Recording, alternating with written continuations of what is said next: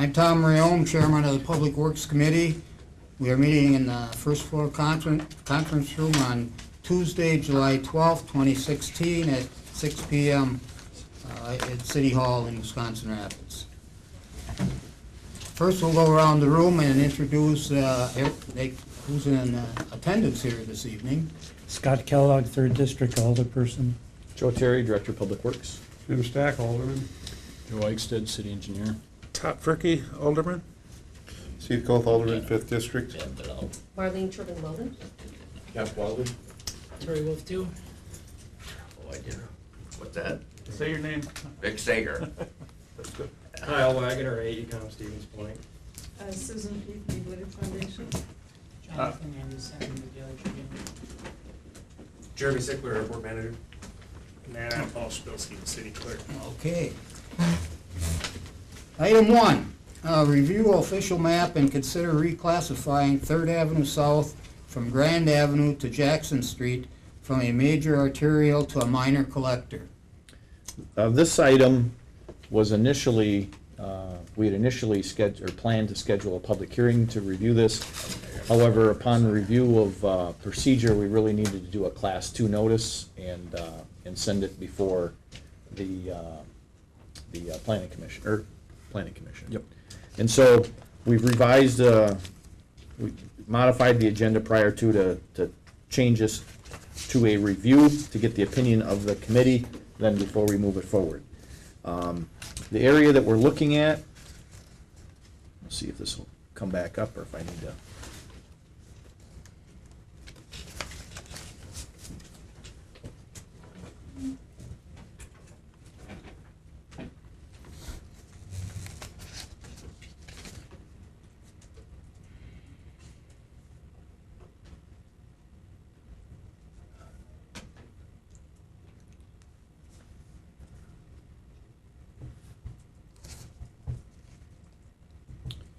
Is in the center of the screen.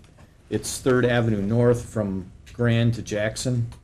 It is currently classified as major, arterial? Standard arterial. Standard arterial.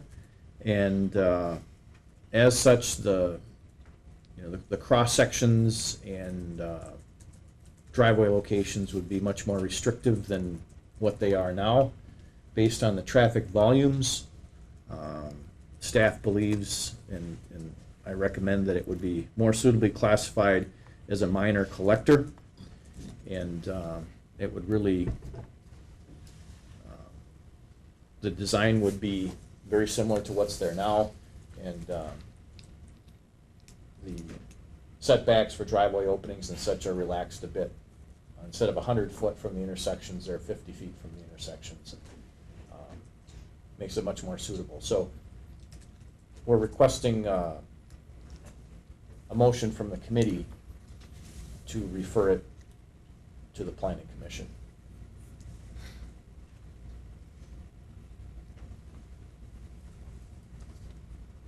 Do we have any questions? What does that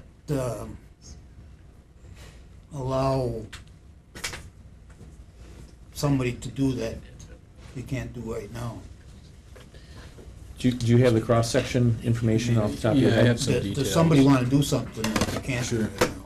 So it's part of the 3rd Avenue reconstruction project that's be taking place in about 4 or 6 weeks. Anticipation for that anyway. And the standard arterial, which is classified today, it has a variety of different characteristics assigned to it. 80-foot right-of-way, controlled access, certain vehicle threshold of 7,000 to 15,000 vehicles per day. That's what a standard arterial is classified as. This particular block of roadway sees about 2,000 cars a day, and we only have 66 feet of right-of-way, and so more closely matches a minor collector classification. And in seeing that the driveways that exist there, most specifically the one closest to West Jackson Street. That's the one of concern, that its proximity to the intersection. And in coordination with the construction project, that parking lot is planned to be repaved. And so, under a standard arterial classification, that driveway has to be 100 feet away. And since everything's being reconstructed, we're trying to get it up to compliance with the ordinances. Changing it to a minor collector allows us to be within 50 feet of the intersection.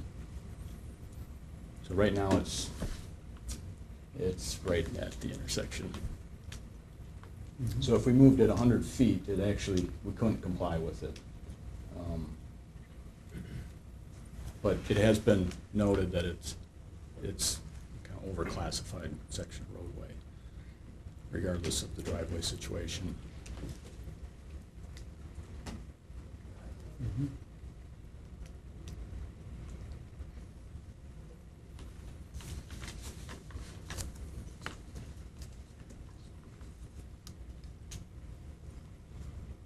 Could either parking lot there get, fall into that, or? Just that particular parking lot there that's highlighted. Just the one that, it was highlighted. Yeah, that's the parking lot, the driveway entrances to that parking lot.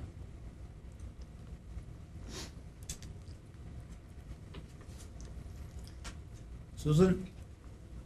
There are two entrances to the Johnson Hill parking lot. Are those both 100 feet away from the corner? No. Are they 50 feet away from the corner? I'm not sure what the measurements are. They're more than 50 feet. I'm not sure if they're 100 feet or not. What's your question, Susan? I didn't hear you.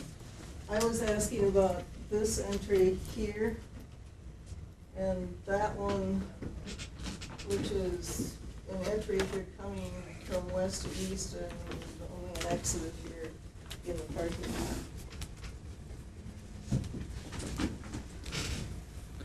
I'm gonna see if I can do this. I'm not sure if I can draw a 100-foot radius from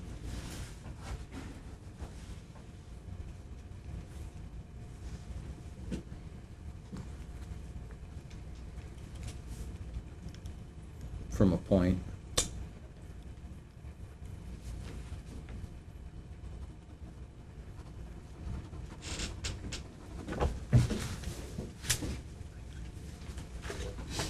Well,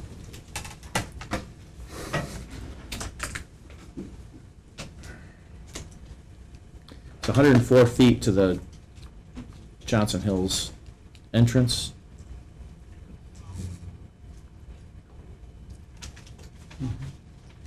Looks like it's, well, if we can get this to work.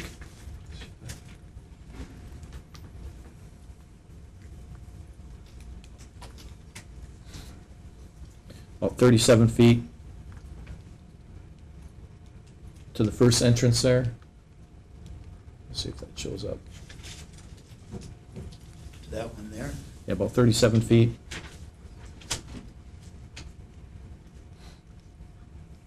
And 98 feet approximately to the second entrance.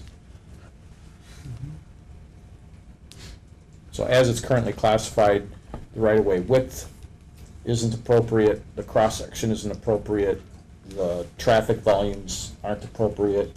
So the change being requested, does it have to be 50 feet then? Well, it wouldn't, it should be 50 feet. So the one with 37, that's ruled out then, right? That wouldn't be compliant. But at least there, Susan? So, the property that the question I asked was about the Johnson Hills entrances, but as long as you answered about the other one. It's an exit actually, that is the 37-foot distance from Jackson Street to the exit that we're talking about. And the negative impact it would have would be to the traffic flow within the parking lot and the reduction in available spaces in that parking lot by maybe 8 and maybe 4. I don't know exactly how the county might reconfigure that setup in there, but you'd eliminate at least 4 parking spaces, which I know is a concern to them. So we're talking about kind of two issues here. The issue about the classification of the street itself. So if the street is reclassified as a minor collector, it more appropriately matches the daily traffic. It allows for a driveway within 50 feet of an intersection. The right-of-way is consistent. The street cross section is consistent. So that's what we're looking at here. We can certainly talk further. The parking lot movement and those types of things aren't specifically part of this. It's just trying to make sure that there's at least an access to that parking lot. But we can talk individually, about internal versus external movements in that parking lot, just because it's really not part of this agenda item, if that makes sense. Well, it does to the extent that I guess it's a positive thing to reduce the nomenclature or the classification for that street. It's a negative impact on the county in terms of the availability of parking spaces that they have. And it would be the hope, I think, of the county that they wouldn't have to internalize the flow of the traffic within the parking lot, but rather have the one there at the 37-foot distance be an exit and the other one be an entrance, as it has been in the past, when the street was classified with a higher level of traffic and there was more traffic in that parking lot. But that's a concern of ours at the Mead Witter Foundation, because we're the actual owners of the Sure. ground, but the county is now the owner of the lease on the parking lot. And I know that their concern is to have the maximum number of spaces available. Steve? When you redo the classification of this road without necessarily changing the driveway, since that's already an existing driveway there, is there any chance that that could be grandfathered in, or would it be, whether this road stays a major arterial or it gets the minor collector classification, if you do any construction on it, would it then be required that you make those driveway compliant, or could you grandfather them in? They'd have to be made compliant if at all possible. And on top of that, this particular parking lot's being reconstructed this summer, likely be coordinated with the road project. Would be the perfect time to get it in compliance as much as possible. Okay. So I think what would probably be best is if we're going to discuss any type of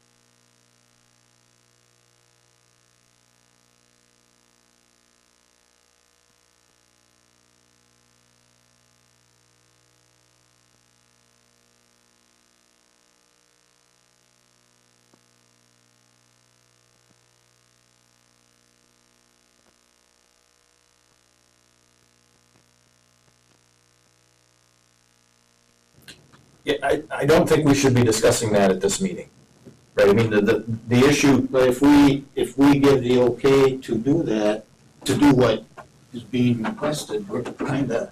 So if it stays as is, neither of those two driveways to that parking lot should exist, which is also unreasonable. So, Yeah, so really, right, that's why we took a right. look at the classification of the road And again, because the current classification isn't consistent with the existing right-of-way width, the current classification is, and it's not practical to purchase more right-of-way there because of the existing buildings and facilities there. You know, the traffic volumes don't match what an arterial would typically have. So by reducing the classification, it better matches reality in many ways, and at least allows for some of these entrances to exist. We do have some other issues that we need to, you know, resolve and work with as far as access in and out. But the staff's recommendation is to reclassify the street, and that's the request at this point. See, I sense there's no question, in a sense, it gives you an opportunity and more options by Yes. reclassifying it. If we don't reclassify it, it eliminates those entrances and exits. So I make a motion to reclassify 3rd Avenue South from Grand Avenue to Jackson Street from a major arterial to a minor collector. I'll second. Any further discussion? I'd just like to clarify that the motion and second will end up then referring the matter to Planning Commission, and we'll get the appropriate Class 2 notices published. I'm gonna at this time vote no, because it's allowing the one to get, fall into the category that we're changing it to, but, and the other, it's not, so. This will go on, because the vote's gonna pass, but I'll vote no. So, all in favor, respond by aye. Aye. Opposed, nay. So, it's 2-1. Okay. Number 2, review the DPW monthly report.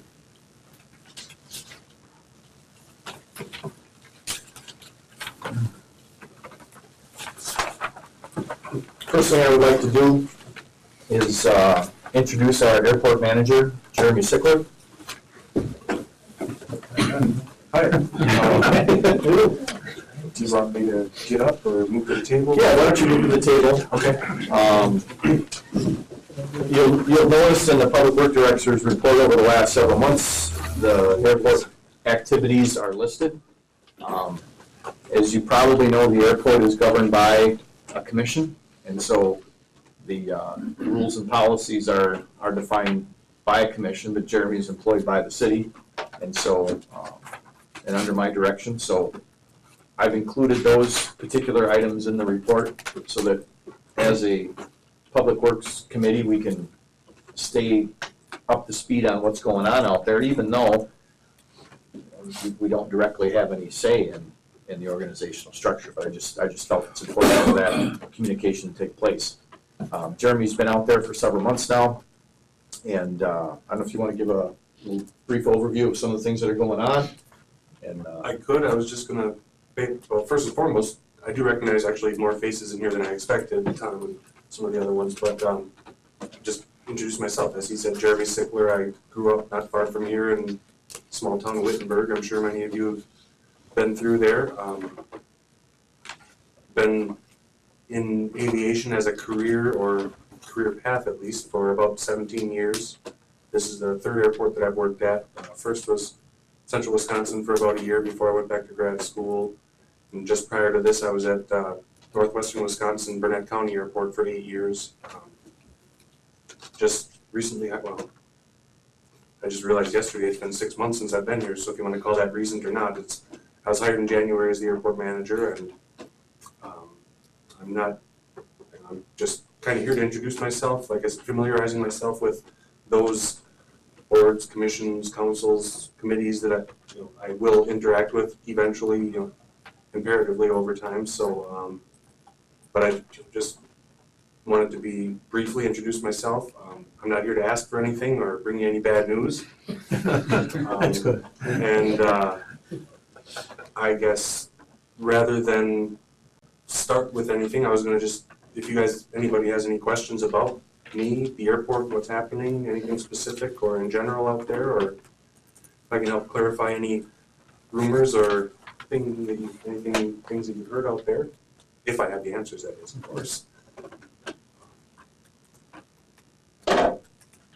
If not, I guess I'm just, I think all of us are aware that there is some significant potential out there with, the impending economic changes and sources and that will be in the area. So that's part of what excites me about the future of the airport. But of course, that's going to come with some growing pains, obviously. So.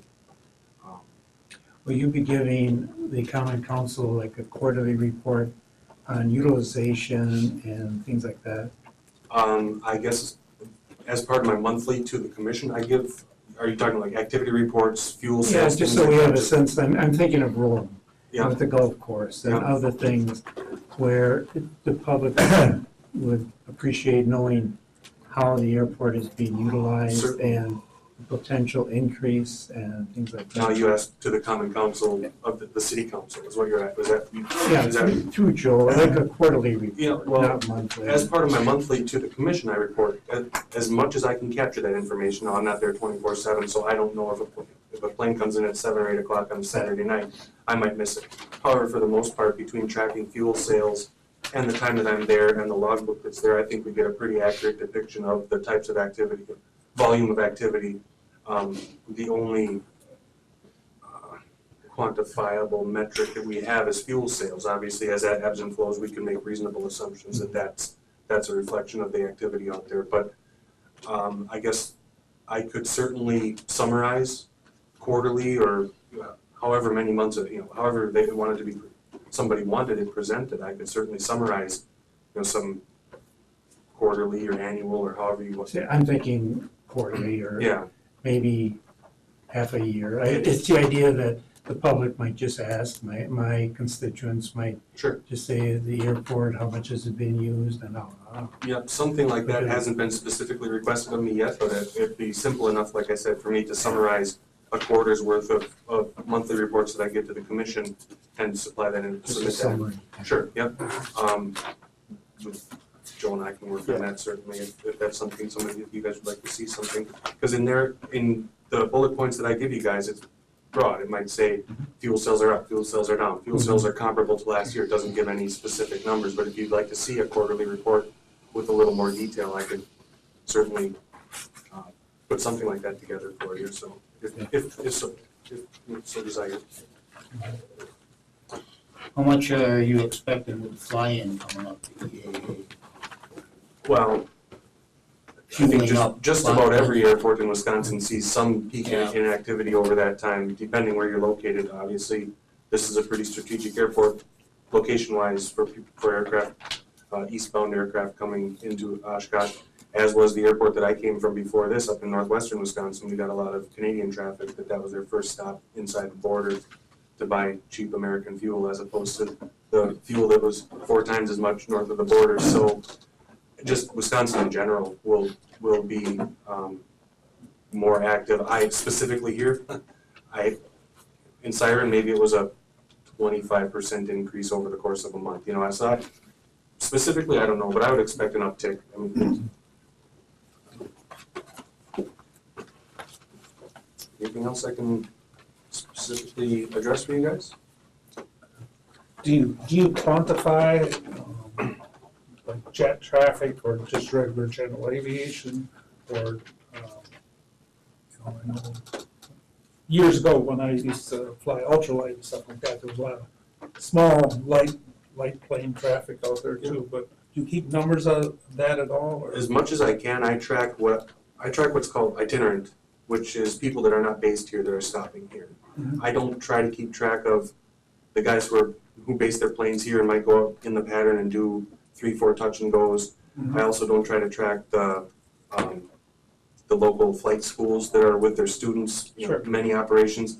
I think that's probably going to be a relatively stable number, over the course of time. I think the most, to me at least, the way I see it now, is that itinerant traffic, the people that are coming in from other airports that are here for some reason, business, pleasure, lunch, the fuel price, whatever it may be, trying to track as much of that as I can. Jets, of course, fall into that. As much as they're willing to divulge why they're here, I'll keep track of that. If, sometimes you can tell they want their privacy, they want their anonymity, so I don't push too hard to try to figure out why they're here, but as much as I can, I gather that information, and like I said, not because I'm not there 24 hours a day, I don't catch every single one of them either, but as much as I can, yes, I do. Is there a log book for someone who comes to the airport? There is, yeah. And that seems to be more utilized by the recreational single-engine guys that come in and get a can of pop, use the restroom, and I'm flying from XYZ airport in my XYZ airplane, and that's that. But as much as I can, I track that in a log that I keep as well. So, if nothing else, Thank you. Thank you very much. yeah, thanks for your time, you guys. All right. Thanks, Jeremy. Moving through the report, everything else is pretty standard. There's, I guess, a couple items. We've got pavement on 24th Street North and pavement on Apple Street. Prepping for seal coating on a number of streets. Our big project on First Street, the infrastructure project, is progressing well. With wastewater, a big item is that the Class A sludge permit has been issued. And had an opportunity to try to meet with some different folks to see about marketing that material. And that'll be something that the wastewater will be working on. Also with wastewater, the user fee rate study is complete, and a draft has been submitted to the wastewater commission for review. So once the wastewater commission has reviewed that, that'll eventually come back to city council for review and approval.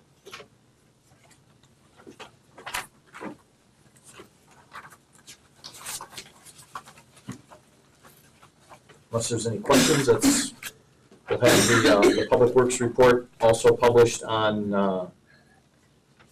RCCA. I would also like to point out that the city Facebook page generally lists different detours and different traffic type impacts of maintenance. And we've tried to map those, so if you or any of the viewers use Facebook and follow the City of Wisconsin Rapids, you'll be able to see when we're posting detours and what the detour routes are and those types of things to notify the public as much as possible. Okay, item 3, review engineering department project and priority list. I think if it's okay with the committee, we've got a number of people here, I think, that are here for item number 4. I'm wondering if we can move ahead and address that so that we're not holding them up. Okay, that is item 4. We can go to that. That's all right with everybody. Review and consider Quick Trip's traffic impact analysis and draft developers agreement. So Joe, you want to introduce that one? Sure, that's fine. So the engineering department's completed the review on Quick Trip's traffic impact analysis. We also had the DOT reviewing it and providing their comments, and along with MSA Professional Services, the city's consultant, that we were utilizing them to look at safety concerns at the Lincoln and Daly Avenue intersection already. So we felt it was appropriate to get some feedback from them, kind of as a more comprehensive look at the entire area there. Their memo is attached in this packet. They go through a wide variety of different things. So I can address those questions that you have about that memo. In light of that memo, the DOT's review, and our own internal review, we've drafted a development agreement with Quick Trip. That draft is also in front of you. We've already passed it along to Quick Trip for their initial comments. They were unable to be here tonight, but they, based on what they saw here in the draft, they felt that it was going to be okay to move forward with. But I can go through some of the requested improvements and kind of theory on how we went about trying to come up with a fair and equitable solution to the additional traffic impacts at that intersection. So John, if you could pull up that map, we could kind of walk right through the improvement location.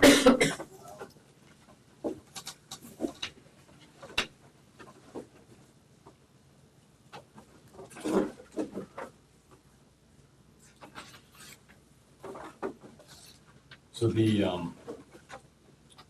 as the intersection sits today, there are some safety concerns out there, things that are make traveling that intersection inconvenient and somewhat challenging at times, certainly during the peak hour of the day. And so there's also some additional efforts that engineering department plans to keep apprised of moving forward in the months and maybe years to come. With this virus and the news of expanding their developing expansion at the hospital. But with that, the first improvement that we're asking for is additional dedication of right-of-way or property for right-of-way purposes at the Dewey Street entrance. And the main reason being is that, kind of thinking ahead to the future as well, that having the driveway lined up there at a T intersection essentially creates a four-legged intersection. And so in order to be able to manipulate traffic control or things that might change over time, we thought it'd be best to have public right-of-way on four legs of that intersection so that we can control traffic and make adjustments as needed. I can, it's not on this one, but I tell you what, I will pull this up on our GIS so you can see the location.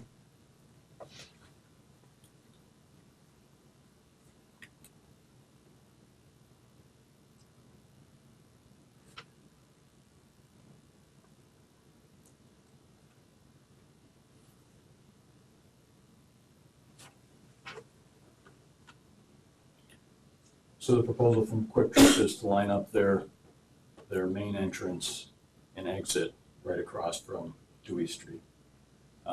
It's with the amount of traffic entering and exiting right there, it's a good place to put it.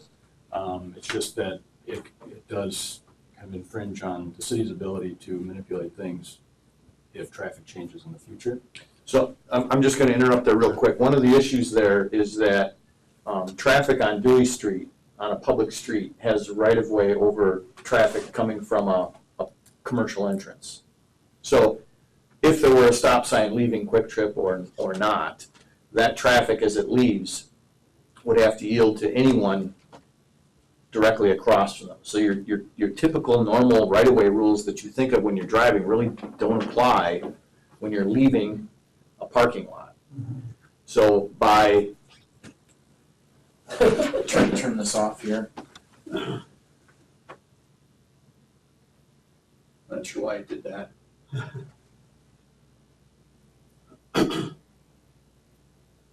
I'll try to get this back up. So by requesting that right-of-way for that fourth leg of the intersection, then that becomes a public intersection. Stop signs can be placed properly, and people would travel as they would normally travel and normally expect. And those, the stop sign can be enforced.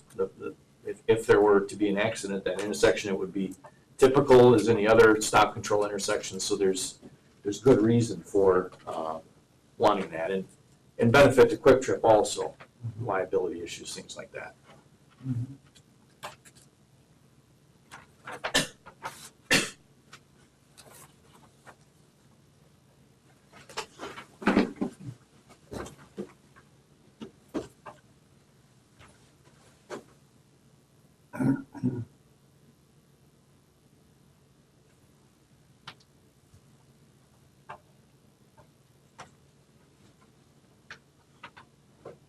apologize for this.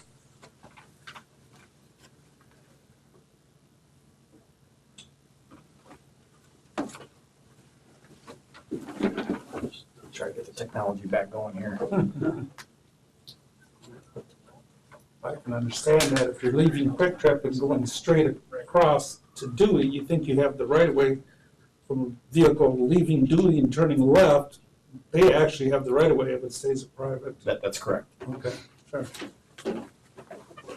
So the second improvement that we're requesting is that an eastbound, this is at the Riverview Expressway and Lincoln Street intersection. If you're traveling eastbound on the expressway and wanting to turn left, that they would install the city would install at Quick Trip's expense, a left turn arrow and phasing to the traffic signals there. Currently, the opposing direction heading westbound has a dedicated left turn phase.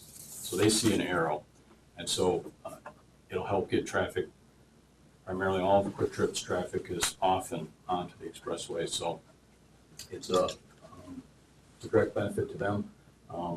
It's something that the city would intend to do is, as proposed here, would pay for the upgrade to flashing yellow arrows to help make it extra level of safety and clarity at that intersection for that movement. So where do they turn in?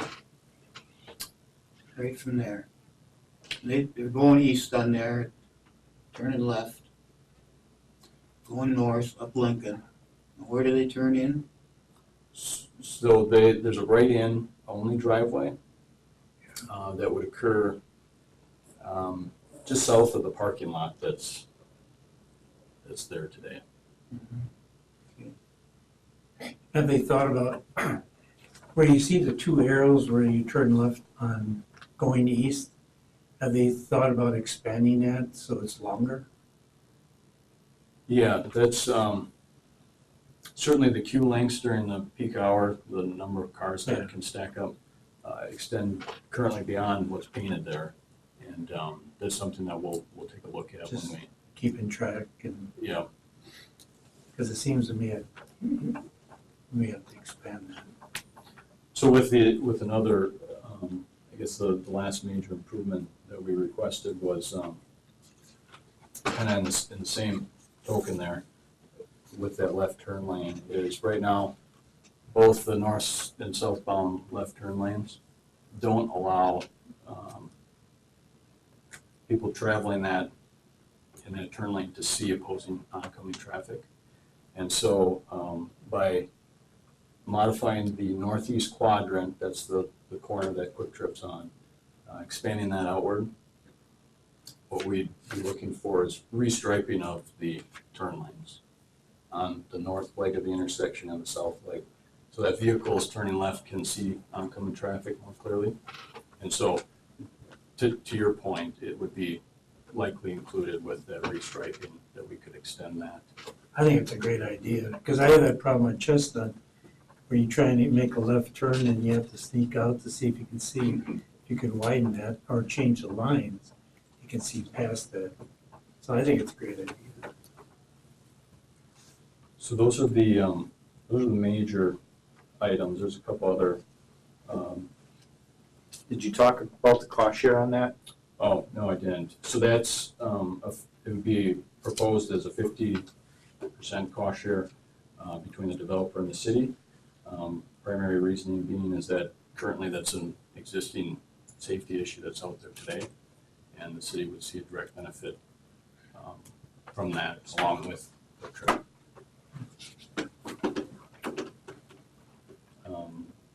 The schedule for the improvements would be in 2017.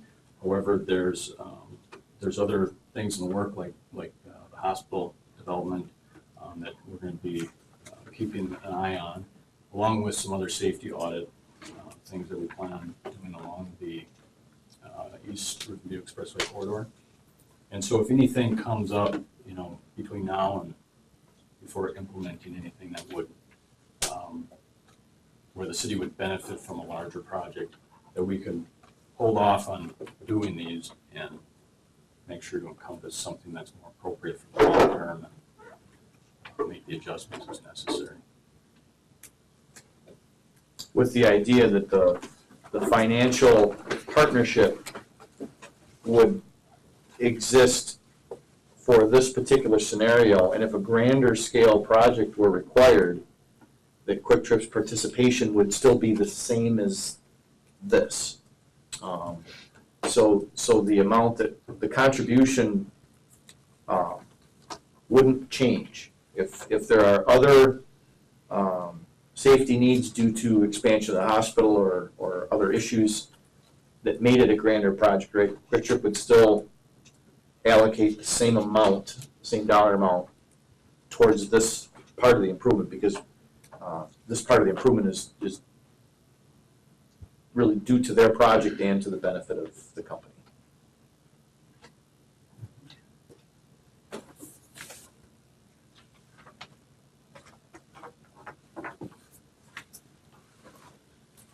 You know, I read in here, and it's got for the eastbound left turn, introduction of the Quick Trip development will triple the current volume at the expressway intersection. Anyways.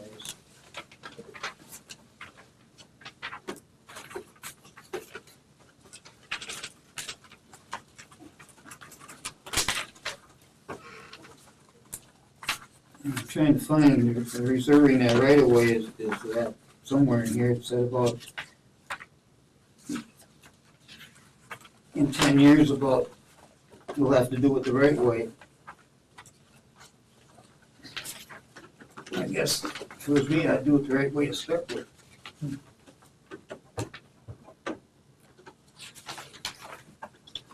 That's only me, that's what I voted against it.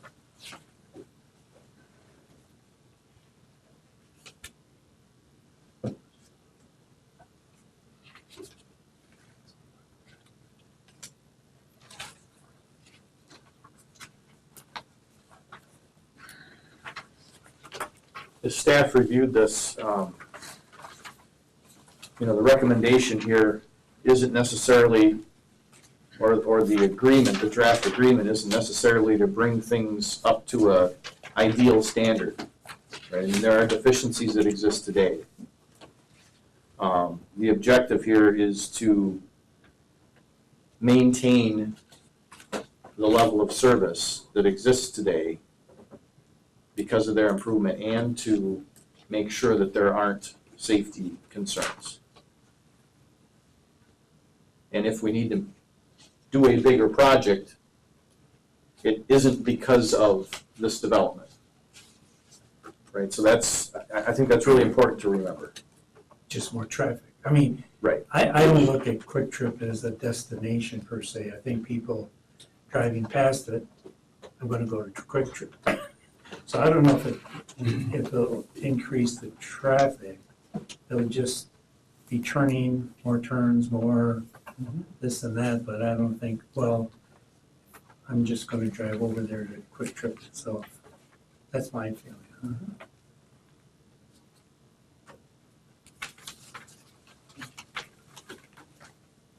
Anybody in the crowd have anything to mention? Well, my name is Kemp. I would just, as we're speaking about how a business may increase traffic, left turns, right turns. What happened southbound traffic when Walmart went out there? How many more left turns were made to go, I forget the name of the street. It's not Dove, but Coon. To turn left onto there in a given day. Turn arrows, turn lane. Don't see too many fender benders if people drive like they actually have a license and something up here. Everybody survives. And I agree with Mr. Keller. I don't think people are just going to jump in the car. Let's go see what the apples look like with a Quick Trip. They need gas, they need donuts, but they're going to stop. But otherwise, obviously I'm for it, but I'm just saying, if you look up and down 8th Street, the number of driveways that come off from 8th Street into business parking lots, entrances and exits, close to the corners, sidewalks going through them, and it all seems to work. Learning curve. Is there, may I speak, or Why not? is there any aldermen that have any concerns at this point? The only concern I had, but it's being addressed, is Okay. Dewey and Lincoln. And then if we be able to potentially put lights if we have to, whatever. But they've addressed that. That's the only, just to be upfront with you, Sure. that's the only concern I have. I still have my concern on the unique right turn lane, but I'm not gonna stop the project, vote against it. I would like to see it come in, it's just that,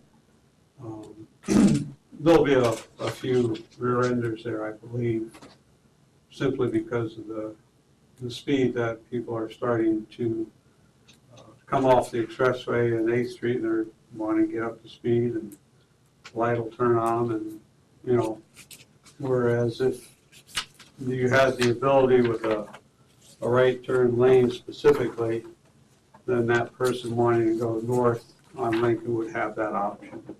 And the through traffic would be able to continue through, so.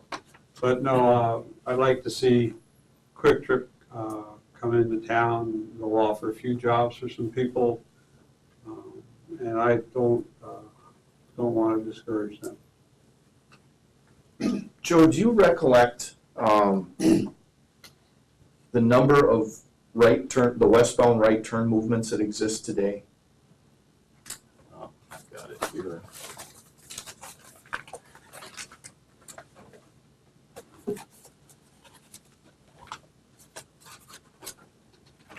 I'm trying to remember what that differential is with and without this project, right? Because there are far more right turn movements there than I ever expected existing today.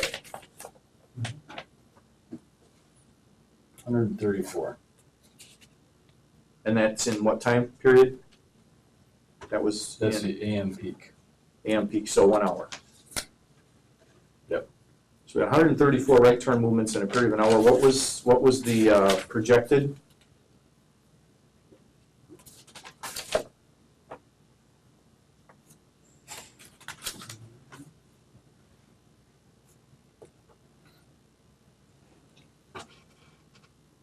$189.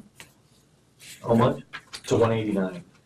134 to 189, 55. So 55 additional 30%. right turn movements In an hour. in an hour, right? Yeah. So you're looking at less than 1 minute 30%. additional. 30%.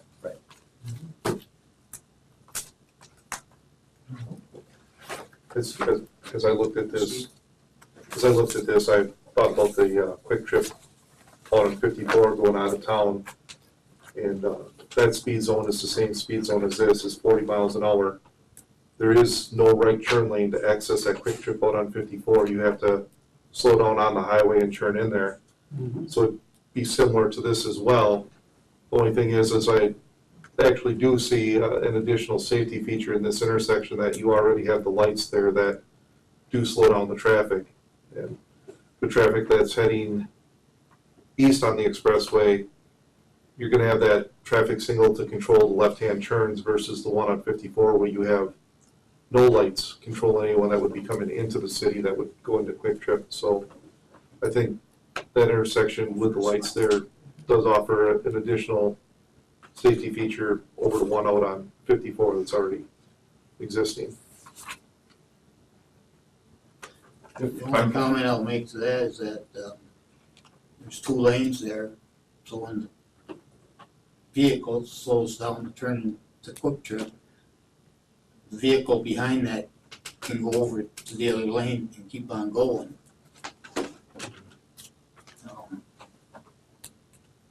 Here, as you turn off, that truck's gonna take both lanes as they turn off there. And that's, What do you mean if the truck's turning left? I'm sorry.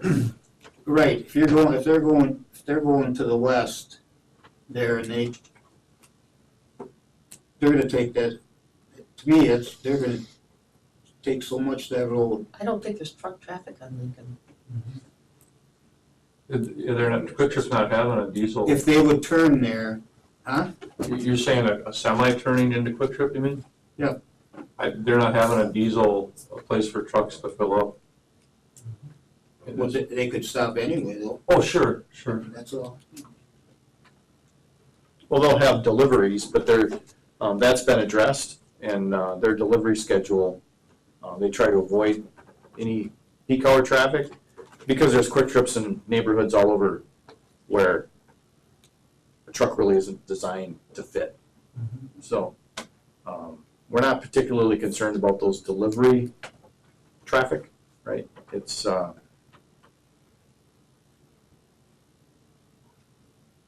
really automotive traffic in this location. There shouldn't be any through traffic or regular semi-type truck traffic on Lincoln. The only thing I can point out one other thing is, that, correct me if I'm wrong, if you just forgot about Quick Trip for a minute, this is still a intersection that needs some upgrading, correct? So Quick Trip's gonna contribute quite a bit of it because they're gonna be there which I think is a benefit to the taxpayers and everything. You're gonna have a flashing yellow or amber arrow. You're gonna have it with traffic going east. Are you gonna have it with traffic going west? It was looked at, it doesn't have to be, there might be a possibility to, I'd have to check the regulations on that. The main line certainly would apply for it. It's a side street. Yeah, I think he's asking if the eastbound traffic has that flashing yellow, does westbound traffic, the opposing traffic also have it? On the expressway. On the expressway. Yes, yep. Okay. I'm sorry, what's a flashing yellow mean? They're finally gonna get them. So for years, Over by the darts. when you've got a permitted left turn when it's green, Okay. right? When So it doesn't the just green turn, changes. right, so when the green changes, it's not just gonna turn to red. There'll be a flashing yellow. Okay. So to caution traffic, they can still Okay. turn left, To caution you. but to caution you that there's still oncoming traffic. Okay. And they don't have the right of way with the flashing correct. yellow, correct? Okay. Yes. I think it's good because you get more of the traffic off of Lincoln. Yeah, Well, it does. Because they- If nobody's Sitting coming, and you have to waiting. sit there on that. Okay, makes sense.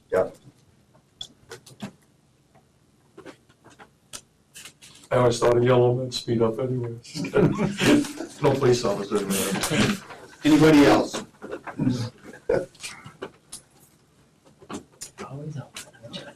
Turn it back to Nick, did you have anything? Yeah, on safety, on Avon Street, I live by the courthouse, I've lived there 52 years.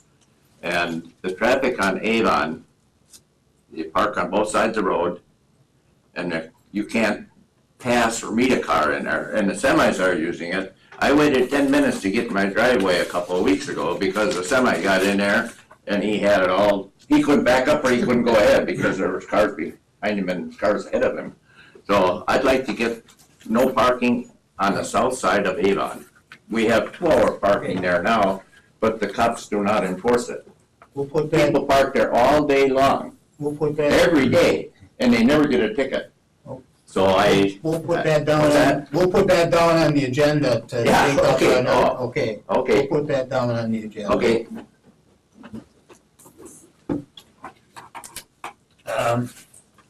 Committee, what's your wishes here to do with the?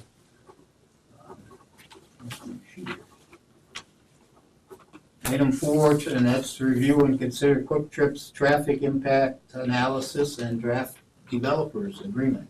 Make a motion to approve Quick Trip's traffic impact analysis and draft developers agreement. I'll second it. Further discussion? This is gonna pass again. I'm gonna vote in opposition as I did a few weeks ago, and I got one more week to think about it. Change my mind if I do, so. All in favor, respond by aye. Aye. Opposition? Nay. Good one. So it That passes. passes. So just to be clear then, it goes in front of council Next week. next Tuesday at 6? Correct. Yep. And then if that's done, they're done with everything they need to do for the trip? That's correct. All right, thank you.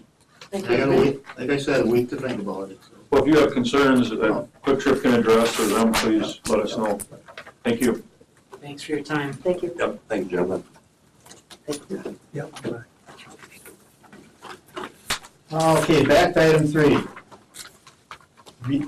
Review engineering department project and priority list. So we talked about project and priority lists, I think it was either late last year or early this year. I've asked the engineering department to revise that. Wanted to bring it forward to this committee for review. One of the challenges that I have seen in engineering and design is the ability for the department to develop project plans well in advance of projects. And in really reviewing the what's and whys of that, there are a number of priorities that the department has. And with the retirement of the city engineer and not replacing that person in the engineering department, effectively the design team has gone from 2 to 1. So by reducing the staff by 30%, we've reduced the ability to produce plans by 50%. And so wanted to look through these, talk a little bit about the priorities and if the priorities are meeting the committee's needs, and then a little bit about the ability to take on additional projects. So I'd like to turn it over to Joe for just a review of this. So at Joe's request, we put together the priorities. Basically, I start with kind of a list of all of the things that we've either got on our plate in the coming year or things that we do somewhat on a day-to-day basis, and trying to segregate them into things that make sense for the engineering department, that we have resources for, that we're familiar with doing, that we're efficient at doing. It's most cost effective for us to do those sorts of things.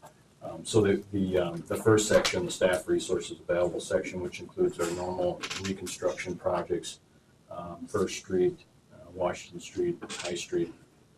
Those are projects that we're well versed in doing and can do them rather efficiently. In fact, as part of this, we audited our design costs based upon total construction costs. We range around 2.5% to 3% of the construction costs, whereas kind of an industry standard is, we don't charge profit, that sort of thing, but if you were, it's usually around 7 to 8%. So we can handle normal projects rather efficiently. Things where it's a little bit more unique or things that we don't do every year, that kind of got lumped into the second category of projects there, along with our current DOT projects that we have going on. Currently this year, we're kind of in the midst of 5 DOT state-funded projects at varying degrees of design. Either they're ready for construction or they're just getting started. We also have the East Riverbank project that's about $1.3 million. That's partly funded by a grant. West Side Lift Station, Force Main project. That's a big project. It's really, I think it was like $3 to $5 million upgrade for that. And even a smaller lift station, one that I would, all these projects are great projects. I'd love to be well involved in all of them. another smaller lift station up on First Street North.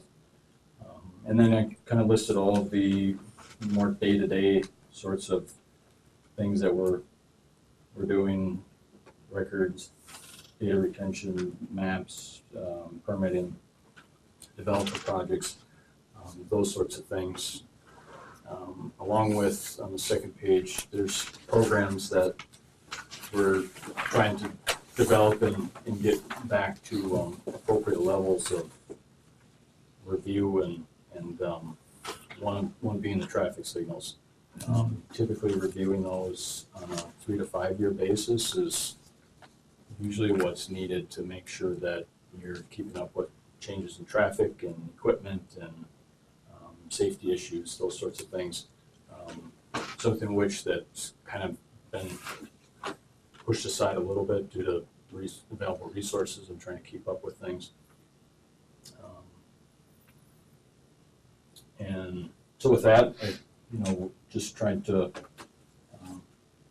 let the committee know where we're at and trying to prioritize and see if the committee has any thoughts, if it seems like a reasonable prioritization, or if you see things that should be prioritized otherwise.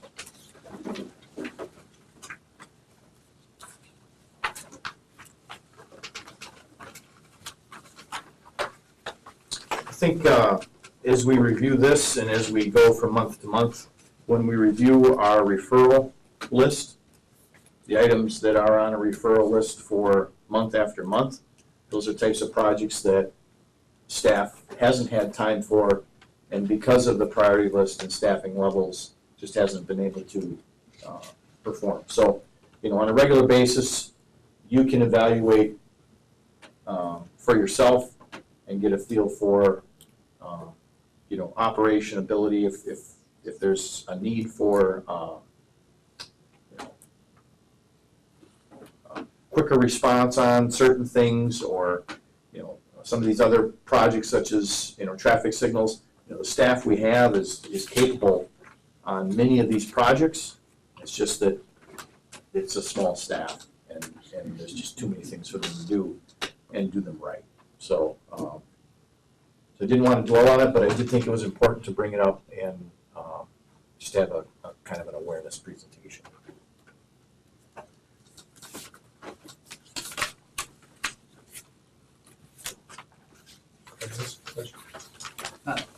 On that west side lift station, now, does that solely for sanitary, or is that stormwater also? Solely for sanitary. Okay. Okay, so right now it collects everything from the west side and pumps it across the river to the treatment plant. Okay. So the engineering department will do work for the water utility when requested, wastewater utility when requested, and then also for city operations. Stormwater utility, that's run by the city, so that's really one of the same. And so all of those different departments contribute funds towards operating the engineering department.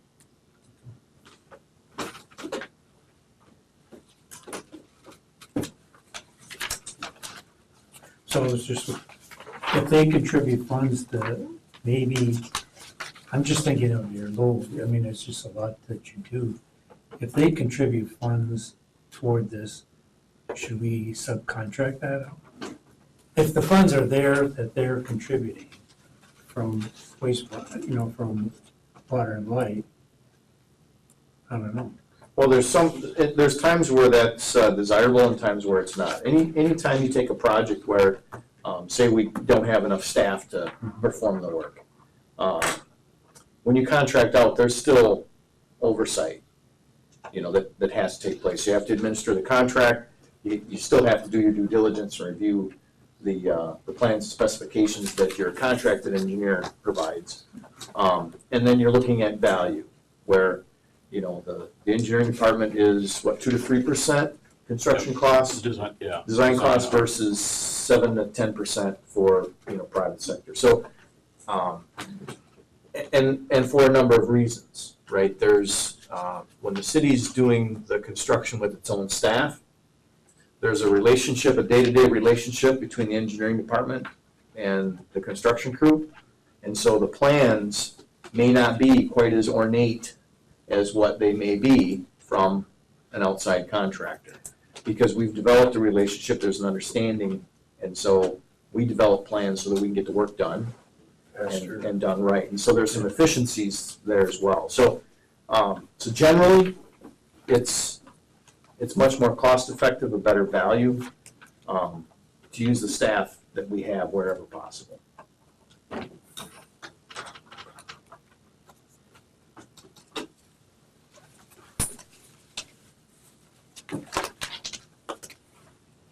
Okay. Nothing else, we can go to 5.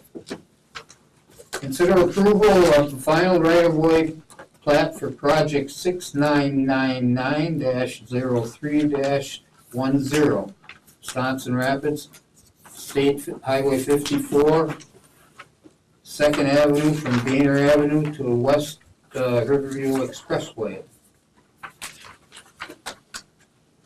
So the final plat, right-of-way plat is included in the packet. There is a variety of different interests that, from temporary limited easements to fee interests where they're buying property, and along the stretch from the roundabout up to the Riverview Expressway.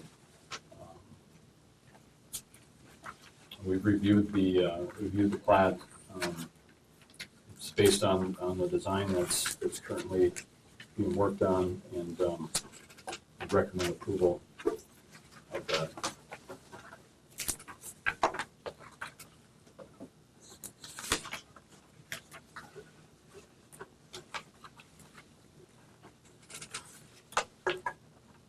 Just to put maybe just a little bit in perspective, this is along the river. On this page, you can see the north arrow. This area is along the park to accommodate that improvement really between the roundabout and the expressway.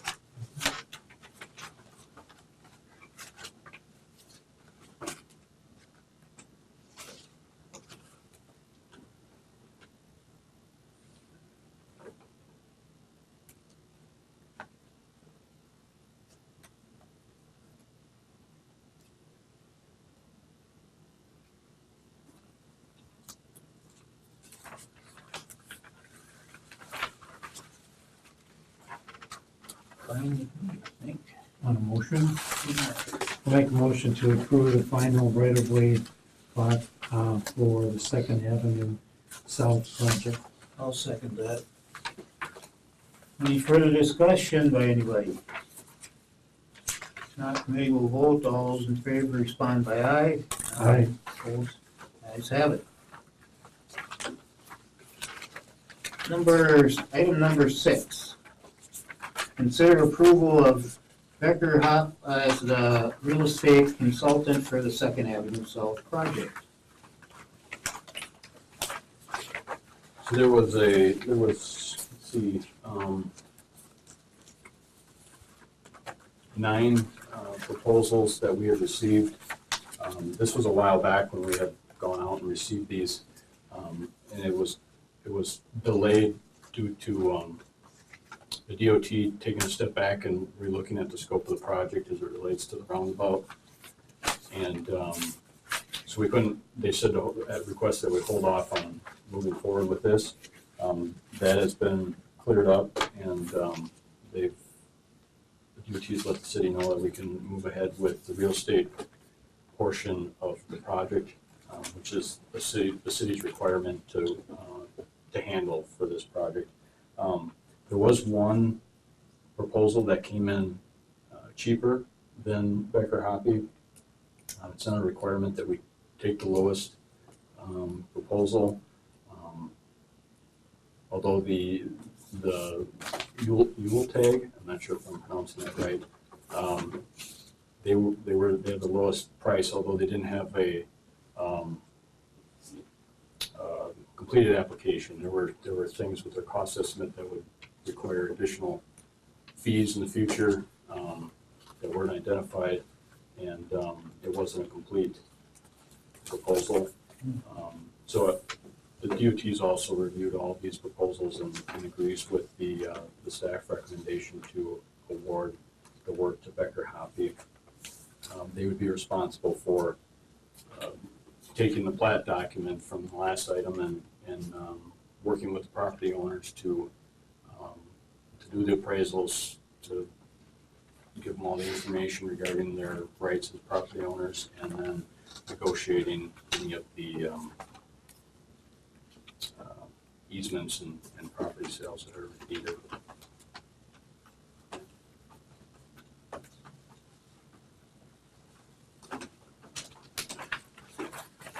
Any thoughts, anybody? Sounds good to me. Make a motion to accept the staff recommendation of Becker Hop as real estate consultant for Second Avenue South project. I'll second that. Any questions or anything from anybody? Okay, committee will vote. All in favor, respond by aye. Aye. Opposed, ayes have it.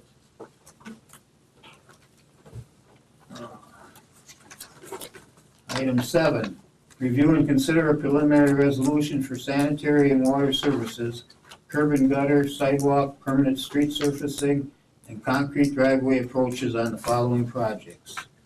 A, First Street North from 200 feet north of Poplar Street to north city limits. B, Washington Street from 8th Street North to the 13th Street North. C, High Street from 13th Street North to 17th Street North.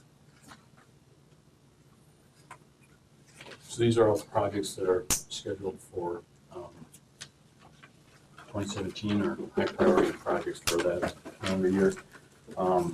There's a couple other ones other priority projects that aren't listed here that we either have the public hearing completed already or have already brought it forth for a preliminary resolution. So these three projects here are requesting a preliminary resolution. We'd be looking at, we'll attempt to have them ready for August, but I think we're a little bit behind there, so maybe a September public hearing for these projects, at least First Street and Washington Street.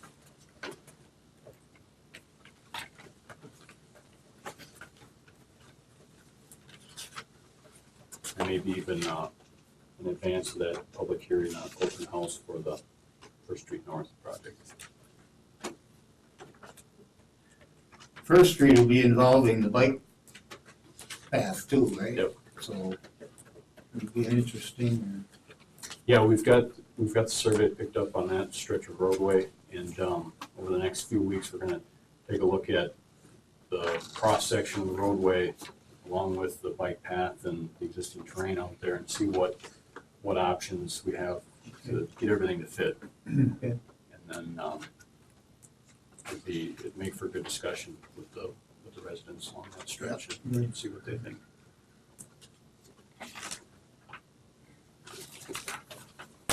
Well, do we need a motion on that or just? Yes. Okay. Yeah, if we could do each one, actually, that would be the best. Each project. Okay. I would make a motion to identify preliminary resolutions for sanitary and water services, curb and gutter, sidewalk, permanent street surfacing, and concrete driveway approaches on the following projects. 1, First Street North from 200 feet north of Poplar Street to north city limits. I don't have to read the first part. Or 2, Washington Street from 8th Street North to 13th Street North. And 3, High Street from 13th Street North to 17th Street North. Second. We got a motion, a second. Any further discussion? Not seeing anybody wants to talk anymore on that. Committee will vote. All in favor, respond by aye. Aye. Opposed, ayes have it. Item 8, revisit requirements relating to railroad crossing quiet zones. Alrighty.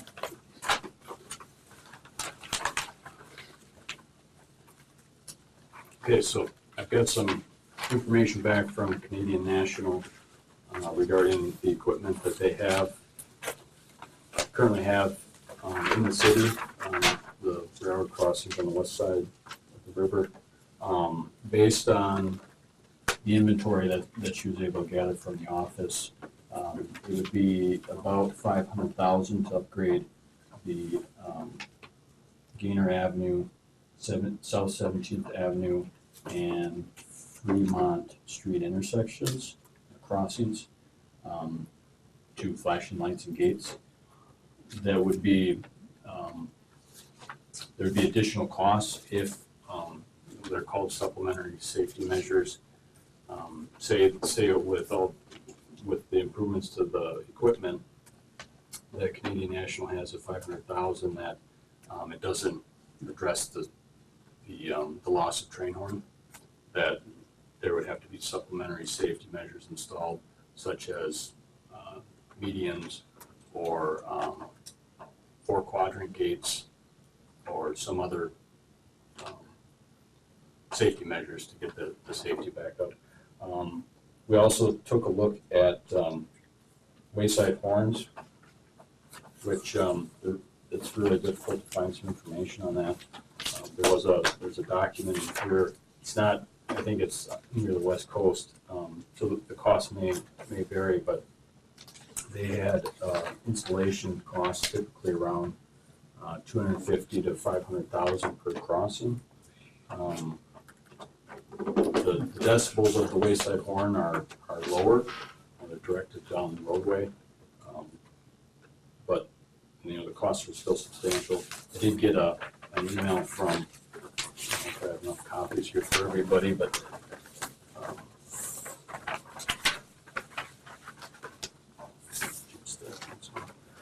from Tammy Wagner at Federal Railroad Administration.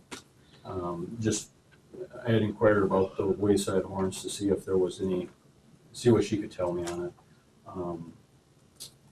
She said even with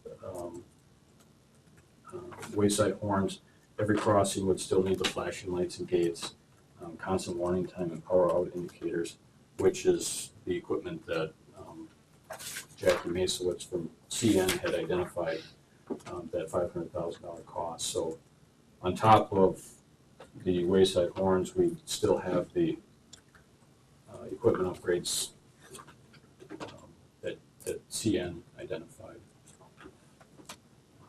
So kind of nutshell, that's what we were able to find out, what costs and where things are at. If the city stands on it, then it's up to the committee.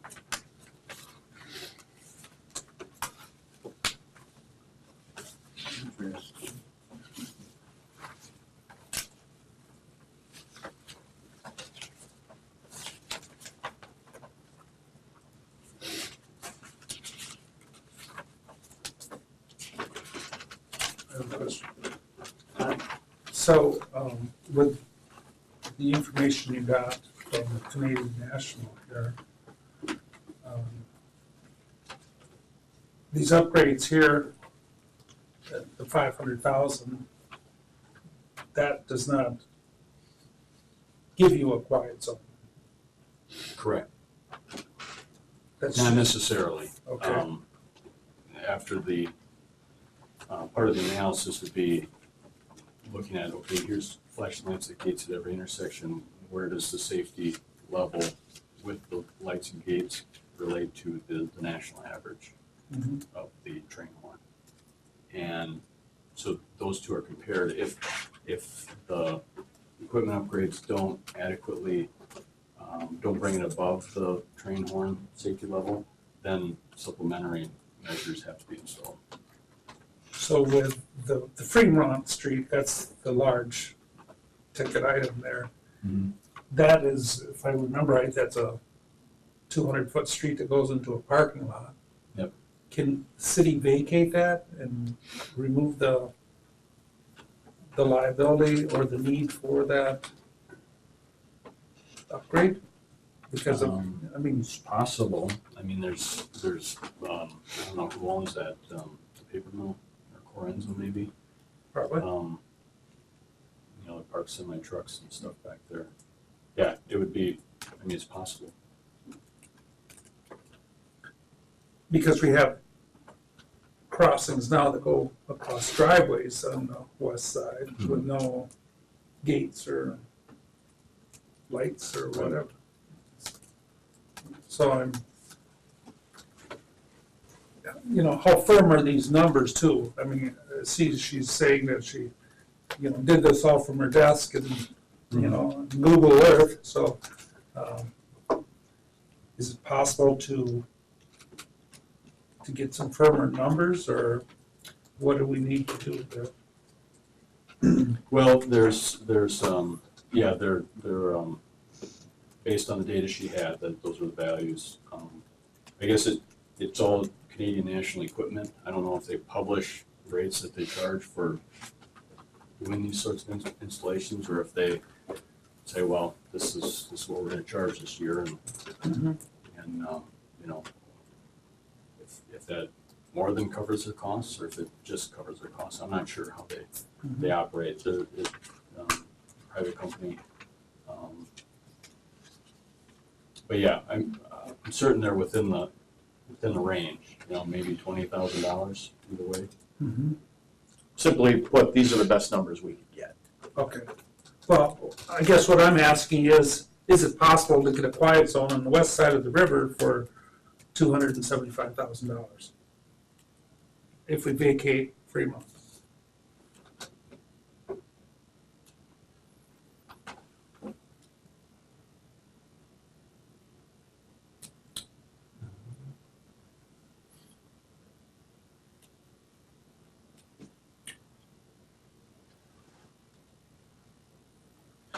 Yeah, it's hard to say, I guess, at this point.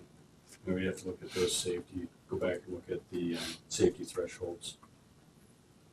Even before, when we reviewed the, I think it was the 3 intersection, it was High, Grand, and Chase. Because those all have gates already. Right. There were still supplementary measures that had to be installed for that, those 3 crossings.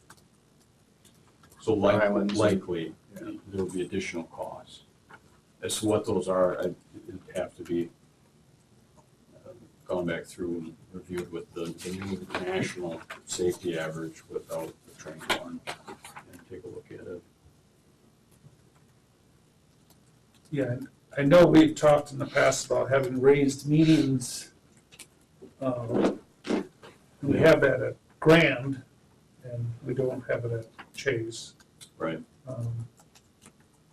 And as we were doing road reconstruction projects at those locations, that we were going to plan those medians into those improvements, and you know, so that they would maybe someday set it up for, boy, all these crossings, we've got all these improvements done, and we don't have to worry about those at that point. But it's a substantial cost.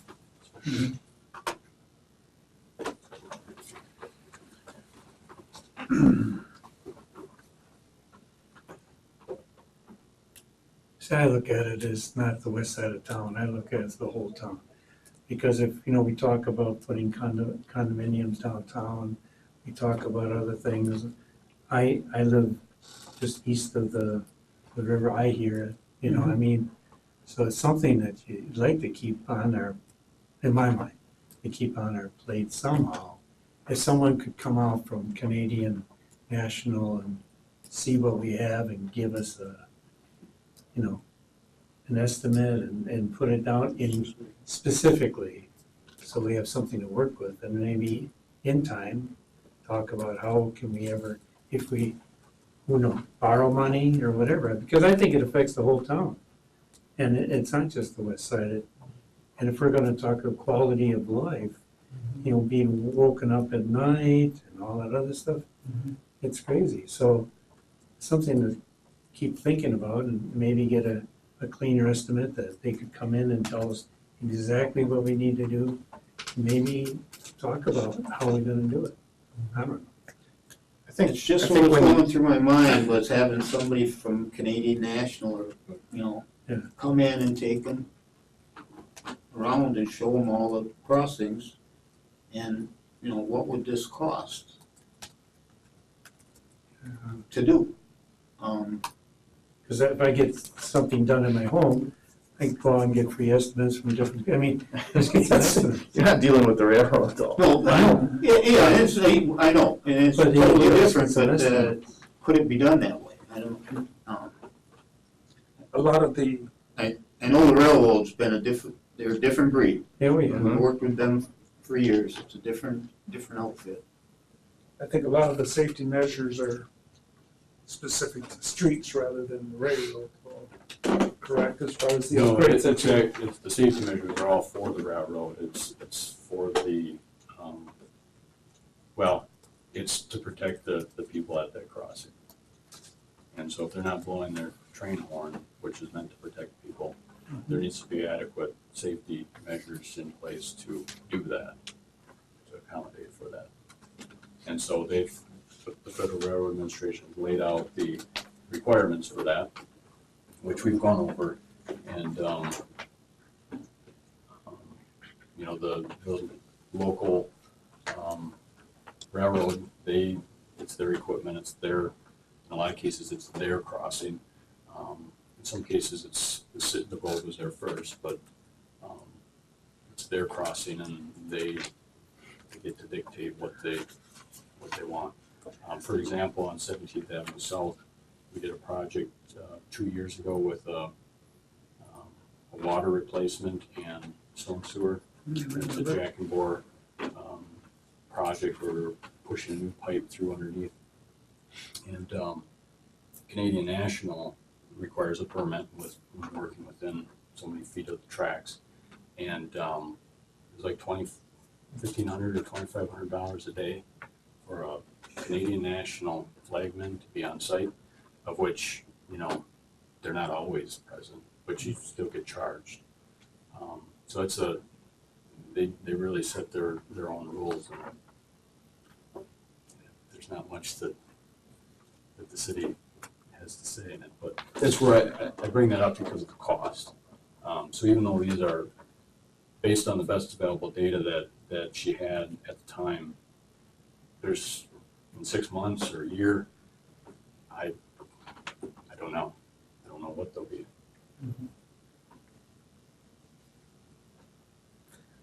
The Chase Street crossing was just replaced here within the last year. The medians, those are all, do you need a wider road when you put a median in the middle, or? Most of our streets are wide enough to accommodate a median of some sort because there's no parking adjacent to that location, you know, where the railroad tracks cross. So typically there's room for that. Okay.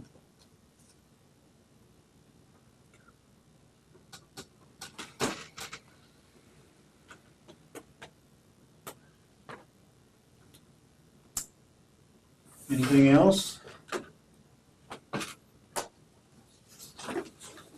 Alrighty. Review draft, item 9, review draft municipal project agreement for 2nd Avenue South at Seneca Road Safety Improvement. So I have that attached in your packet.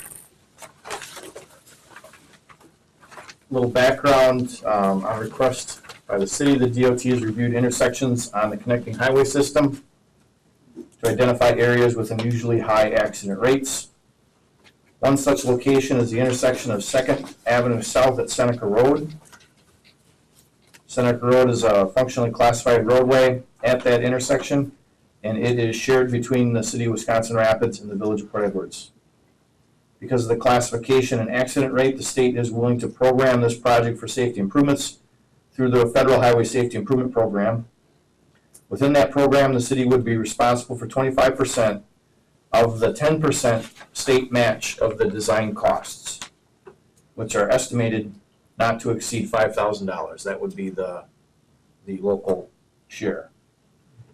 The state will fund the construction, which is estimated to cost about $300,000. Because Seneca Road is a shared road, staff is proposing an agreement with the village of Port Edwards to share local costs, meaning the local match would be about $2,500. Under the proposed memorandum of understanding with the village of Port Edwards, the city would be the requesting agency. The contact with the DOT would cash flow the local share and would bill Port Edwards for half of the local share. I have contacted Port Edwards staff and they are tentatively interested in participating. And the memorandum of understanding is in your packet, and it's a bit small, but it's also shown on the screen. I drafted this, and it has been scrutinized by our attorney, and feels that this is a sufficient document to proceed in partnership with the village of Port Edwards and the DOT.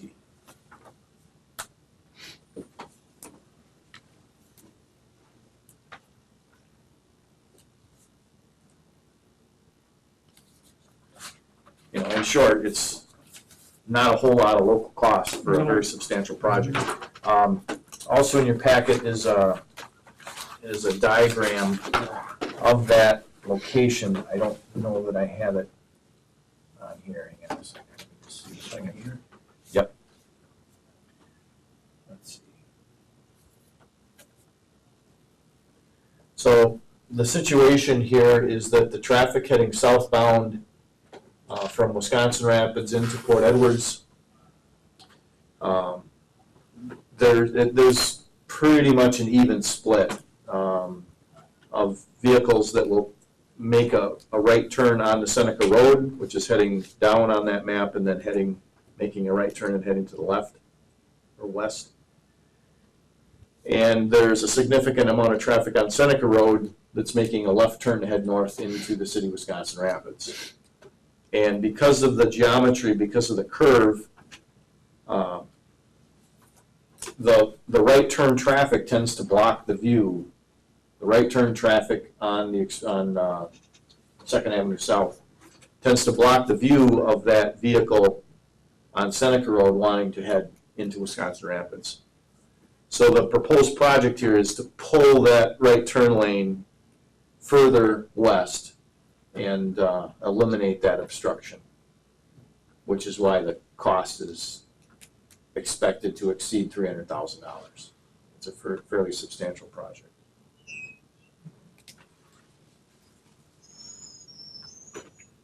Well, I think it's a good move. I do too. Make a motion to accept the draft municipal project, the 2nd Avenue South at Seneca Road safety improvement. I'll second that. Any further discussion by anybody? Hearing none, committee will vote. All those in favor respond by aye. Aye. Opposed? Ayes have it. Let's see. Oh, review the referral list. Gosh, what do you know? It's actually in the packet this time. Yeah. Yeah. On the referral list, can I speak to item number 17 right away? 17, go ahead. All right. Mr. Vic Zager, constituent in my district, is in the crowd tonight. Yep. He spoke earlier, but he wanted to talk about large trucks in residential areas. Again, this seems to be an issue that won't go away. He lives on the corner of 5th and Avon Street. Mm-hmm. And he's talking about, he spoke to me a couple times on congestion on that road. He said that there's people during the work hours that'll park on that road, and that narrows the width of the road. And a couple weeks ago, there was a big rig that went up that road and tried to make a left-hand turn on the 7th Street. attempted to turn for 10 minutes and could not make the turn. So the truck driver dismounted from the truck and went back and actually started asking vehicles that were piled up behind him to start backing up before the driver decided to proceed to A Street and then reattempt the turn. I also spoke with residents that lived on the intersection of 8th and Saratoga, and they've said that they've been averaging about 10 trucks per week that have been going down that road. They've noted and showed damage to Saratoga Street. And I bring this up again because last Public Works meeting, we looked at the map of the number of roads in the city that need to be replaced. And we have a significant number of roads that need to be replaced, and we don't know possibly when we're going to get these roads replaced, and if we're putting extra wear and tear on them by exceeding the weight limits, that's not helping the situation anywhere, possibly incurring damage to the infrastructure that's on that road. But the residents that I spoke to on Saratoga and 8th were their biggest concern was the school kids that are going to house school for the 9 months that the school year is in session. They said they call about 100 kids a day that cross that intersection that are going to school. And I think one common theme that's reoccurred tonight through many of our discussions on our Public Works Committee has been safety. And when you got vehicle drivers that are dismounting and telling passenger vehicles to back up down a road, and you're running these trucks through a residential area where you got kids crossing to go to school, it is a huge safety concern. And it's probably an issue that we need to address sooner rather than later before we have a serious injury or fatality because of trucks getting lost.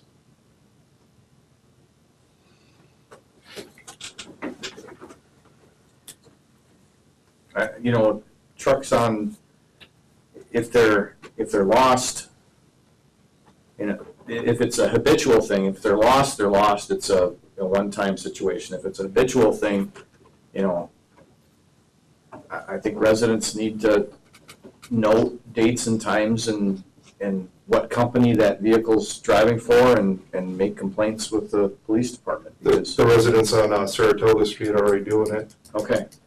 They said the problem is getting enforcement on it. I have been out late at night driving around. I have noticed Rapids officers pulling over the vehicles that are on A Street in excess of north of the expressway. Okay. I know previous meeting we looked at signage, and I don't know if that's coming yet or. Yep, we should have that next month, actually.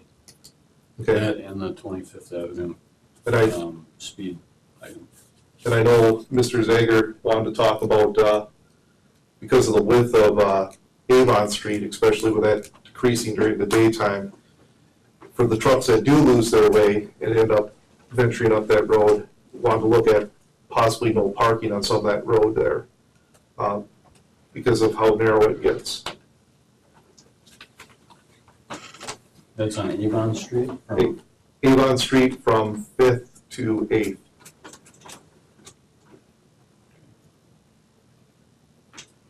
We'll add that onto the full list and take a look at it. And Mr. Zager has a question, President, if anyone would like to talk to him. Well, technically, it's not on our agenda as far as that. Right, but we'll take a look at it and refer it. Come back to it. I'll talk with Vic afterwards in that. What's that? I can't hear you. Okay, we'll go through the rest of these and get them off. I'll talk with Vic Okay. after the We'll talk to you meeting. Sure. Okay. How about the goose one, number 1? Where are we on that? So we've addressed that for this year. The waterfowl policy, though, you know, we don't have that as far as a feeding policy. You know, that's something that probably have to work through some type of language. I think we can leave it on there. I forget the exact number, but I think there were around 80 birds that were removed. still a lot of birds that are left, so it's not like the city exterminated all the geese. But given the fact that there aren't natural predators, you know, a control measure like this is, I think, wise and something that we should try to do on a regular basis. All right.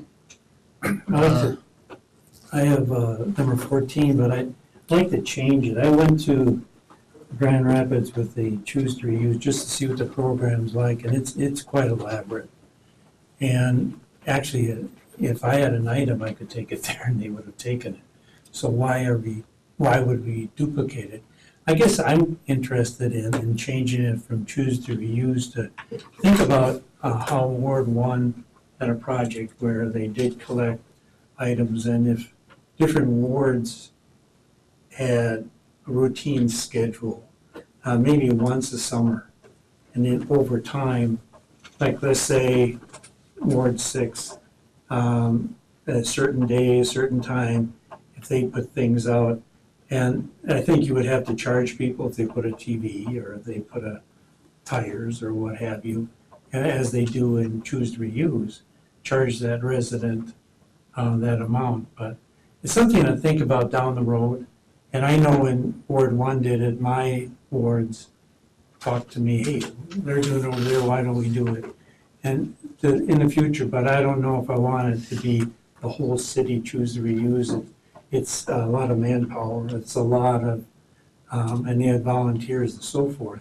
And they have a good system, but maybe to change it from that to like some scheduled ward cleanup once a summer. And I think over time, you'll find maybe the first time we'll get more than we expected. But over time, if we get used to it, it might reduce the amount that we be collecting. And when you talk about nuisance ordinances and other things, this would help deal with some of that too. So just to change the wordage. So you want to leave this on here? I like to leave it on there, but to change it to develop some ward cleanup program. Whatever it looks like, sounds like, I don't know. Because I think Choose to Reuse is just hard to expect us to do that and duplicate what they're doing, you might as well. What did they do with the leftover stuff? Well, they collect the TVs and they charge them, and they have semis that they put them in and so forth. And then the people, you could pick up stuff. But what they do is they drop stuff off and they put them on tables, and people come and pick up stuff and just for free take it. And it's really a good system that they have developed. And What do they pay at the end of the day to have the leftover stuff, like the electronics, for example? well, it depends upon the item. I can't really quote it, but a refrigerator or or computers or what have you, old computers or TVs, they charge them a certain amount, and then they put them in certain spots. Some people pick those up and repurpose them, you know, but they charge them to drop them off. Okay. I think we can cross off number 19. Yep. Number 20. Yep. Number 26. I'm sorry, well, 24. 25. Yep. And 26. 23 as well. And 23. Which one? Number 23.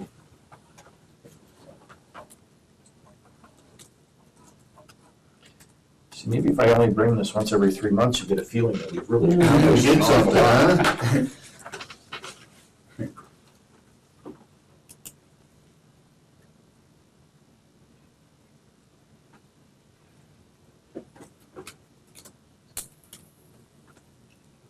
Anything else?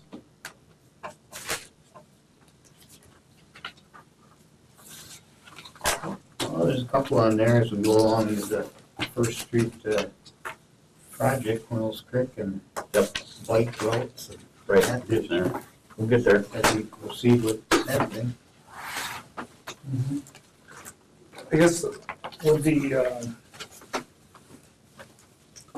quiet zones and stuff like that, I just don't know how to proceed on that. I mean, it's a lot of money, but you see other municipalities that have a lot of quiet zones, but you're telling me that they're grandfathered in. You know, Some of them, some of them.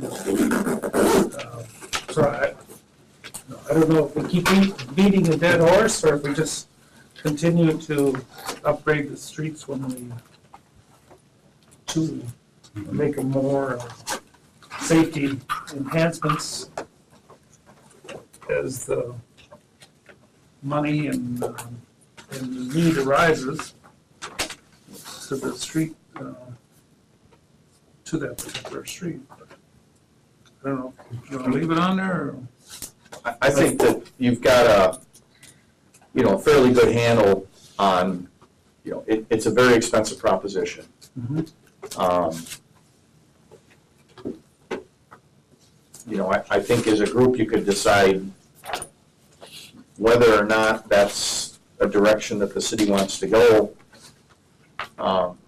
There are a lot of infrastructure needs, or a lot of needs if you feel that it's a significant quality of life issue. I mean, there are a lot of cities that have railroads going through them. But if it's a significant quality of life issue, and you feel you can justify it, but I think that's direction that this committee's got to make a decision on, and even if it's to postpone it for a certain period of time or to continue researching. I think staff has spent quite a bit of time regularly trying to gather information and bring it back. I'd like to, at least sometime in the very near future, either move forward or table it for whatever reasonable amount of time the committee would feel is appropriate. I totally agree. I think the committee has to make a decision if it's how the importance of it, Right. I would agree. and the council then would too, if that's the importance of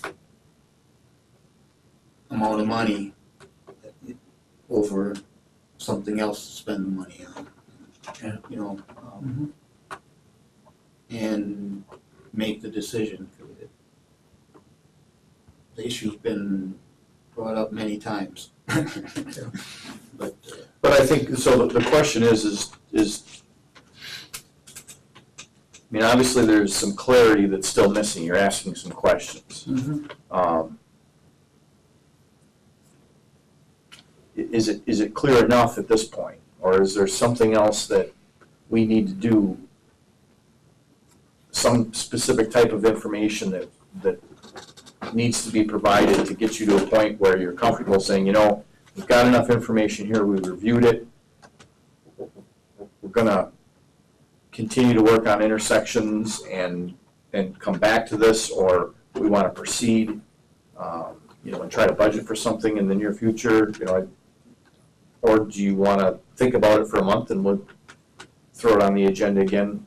Maybe if you had an opportunity to talk to some of the people you represent. I don't know what direction is preferred for you. To me, there's tons of money, tons of things to spend money on, and so it's certainly a question of priorities. There's a lot of the infrastructure that, with the roads and stuff like that, that could use certainly some some maintenance and resurfacing, and so let's see, keep it on there for a month, and then if you want, and then if we got to look at it down the road again. But to me, right now, it looks like it's going to be an expensive proposition, and I don't think I have the stomach to spend that kind of money on that. Right. I think that's helpful for us at this point. We'll throw it on the agenda for just follow-up discussion for next month and go from there.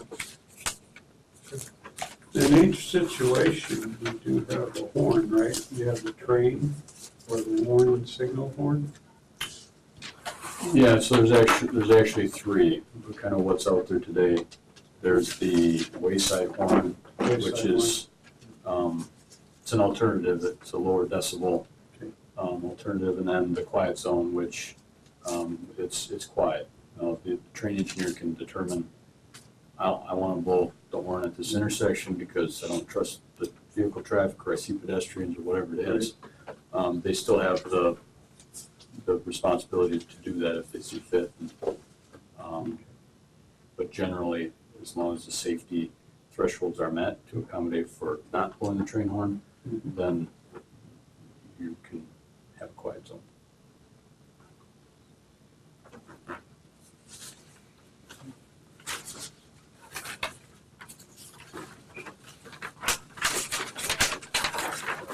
Okay, well, we're to the last item.